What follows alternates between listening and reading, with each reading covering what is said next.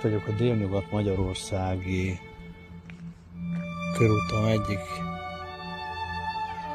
állomásánál, pontosabban a másodiknál, ez itt Csurgó.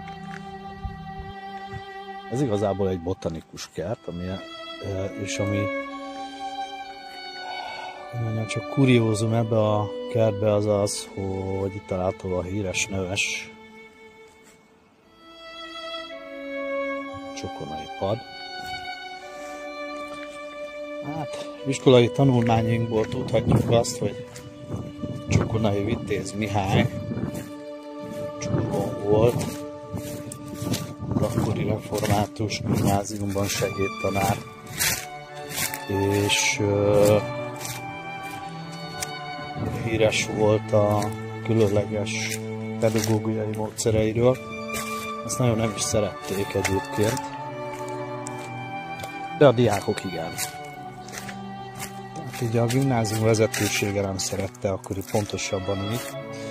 Közben megérkeztem a Csokonai padhoz. Itt van. Ez a pad egy emlékmű, de elvileg ennek a padnak a helyén volt, ha jól emlékszem, így a tanulmányomra, egy fatönk, és ide ült le Csokonai Vitéz Mihály a diákai körébe,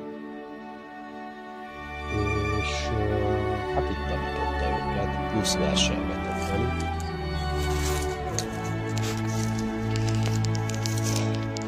Nem fogom felolvasni, mert az én olvasásom az kritikán aluli. Megpróbálom nektek így megállítani, és most készítek róla fotót is. Ezen kicsit van. Szóval